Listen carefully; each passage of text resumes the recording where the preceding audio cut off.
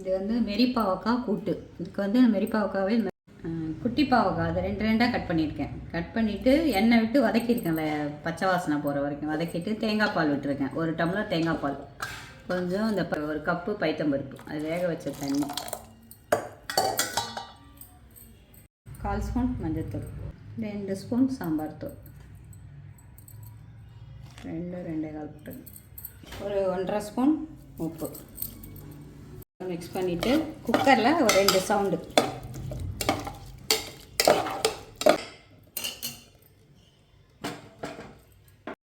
ஒரு 2 சவுண்டு வேகும். குட்டி பாவக்காய் வந்து வதக்கிட்டு வேக போட்டாங்கன்னா நல்லா வந்துட்டு காரம் உப்பு தேங்காய் பால் சூப்பராக வந்து. இப்போ வேக வச்ச பருப்பு ஊற்றலாம். பருப்பு ஊற்றி ஒரு நல்லா 2-3 நிமிஷம் கொதிக்கணும். பருப்பு உரப்பு காயெல்லாம் சேர்ந்து கொதிக்கணும். ஒரு 3 நிமிஷம் நல்லா கொதிச்சிட்டுன்னா ஒன்று போல் வரும்.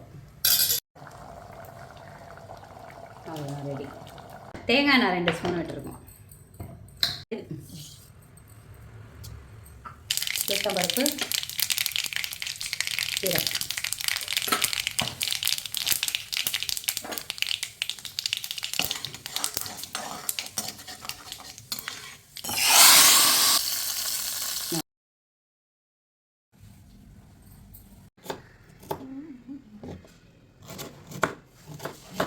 பருப்பு ஊற வச்சுருந்தோம்ல, அதை அரைச்சி வச்சுருக்கேன். அதுக்கு வெங்காயம், பச்சை மிளகா, இஞ்சி பூண்டு இடித்தது, விழுது கிடையாது, இடித்த இஞ்சி பூண்டு, கொத்தமல்லி, சோம்பு வந்து 1 ஸ்பூன் போட்டிருக்கேன், பெருங்காயம் 1 ஸ்பூன்,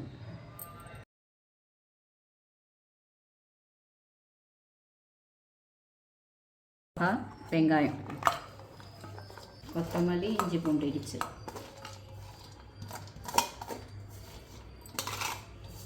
வெங்காயம், பச்சை மிளகா, இஞ்சி பூண்டு இடித்தது, கொத்தமல்லி போட்டிருக்கோம். போட்டுட்டு எல்லாத்தையும் ஒன்றா மிக்ஸ் பண்ணுறோம். மிக்ஸ் பண்ணிவிட்டு பகோடாவை குட்டி குட்டியாக பொரித்து பாவக்காய் கூட்டில் போட்டால் பாவக்காய் பிட்டில் ரெடி. பருப்பு வந்து ரொம்ப தண்ணி இல்லாமல் நல்லா இந்த மாதிரி அரைக்கணும். ஏன்னா வெங்காயம் தண்ணி விடும், அதனால் வந்து தண்ணியே இல்லாமல் வடிகட்டி வச்சுட்டு ஒரு 10 நிமிஷம் கழித்து தண்ணியே இருக்காது, ட்ரையாக நல்லா கோஸாக அரைச்சி வச்சுருக்கேன். பருப்பு இல்லாமல் நல்லா ஒன்று போட.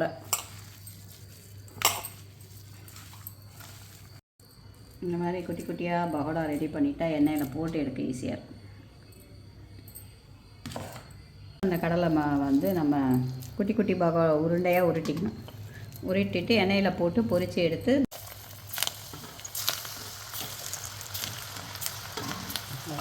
வடை சுடுற மாதிரி தான். இது மீடியமாக வச்சு சுட்டால் கரெக்டாக வேகும். உங்களுக்கு ப்ரௌனாக எடுக்கணும், அவ்வளோதான். ரொம்ப கரிஞ்சிடாமல் ப்ரௌனாக எடுக்கணும்.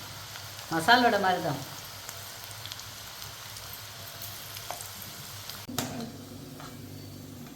பகோடா போட்டோம் இல்லையா, அது நல்லா ப்ரௌனாக கோல்டன் ப்ரௌனாக.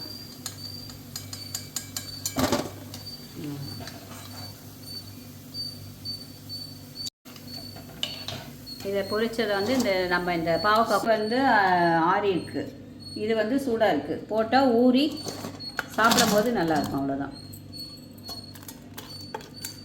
பகோடா போட்டு கலந்து விட்டுட்டோம். ஒரு 1 ஹவரில் நல்லா ஊறிடும். பாவக்காய் பிட்லாம் ரெடி.